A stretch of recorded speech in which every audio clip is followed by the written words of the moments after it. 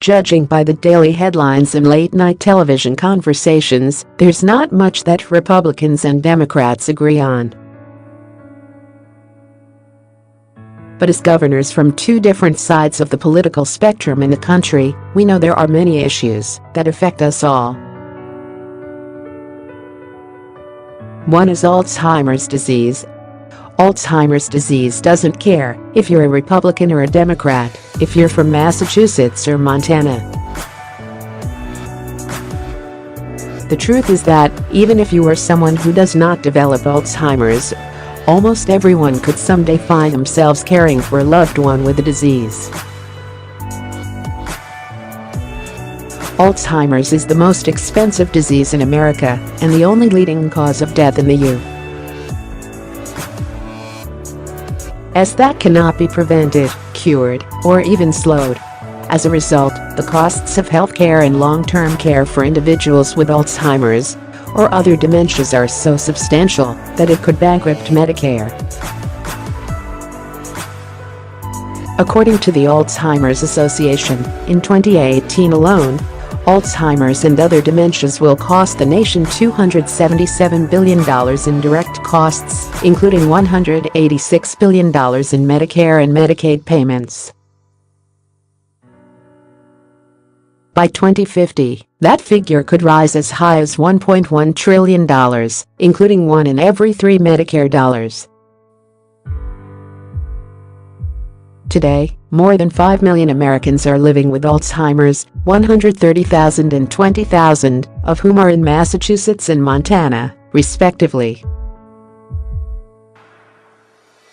Equally as devastating are the costs imposed on caregivers of those with the disease, who in Massachusetts and Montana absorb nearly $350 million in additional healthcare costs each year.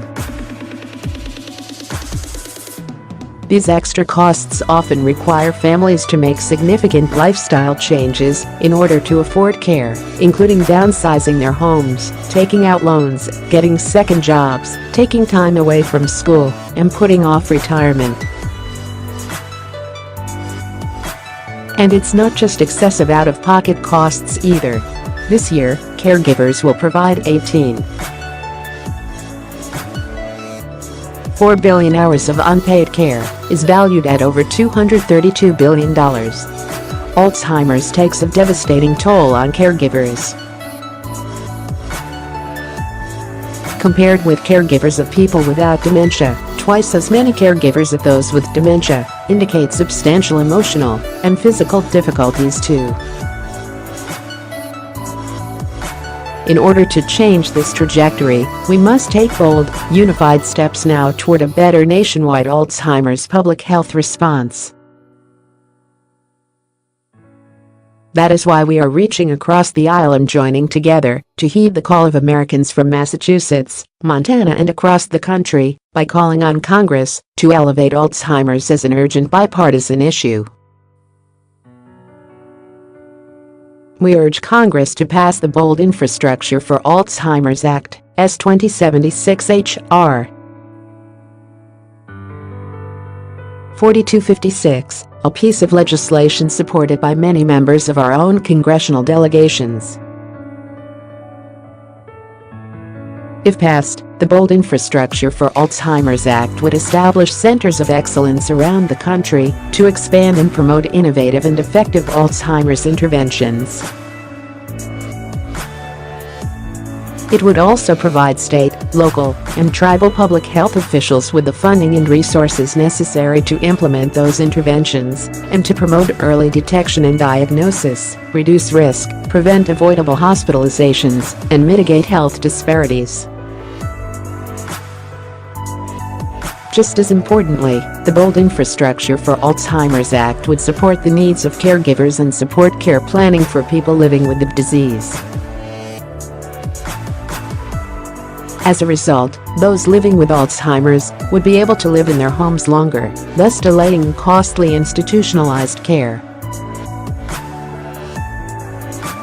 State and federal policymakers, from governor's mansions to the White House, would also be better equipped to make informed decisions when developing plans and policies to combat the disease, thanks to increased collection, analysis and timely reporting of the data necessary to track progress and identify opportunities for intervention. Alzheimer's impacts us all in some way, as a taxpayer, loved one, caregiver, or by developing the disease ourselves. Regardless of socioeconomic standing, geographic location or political beliefs, we should all be concerned about the public health threat posed by Alzheimer's.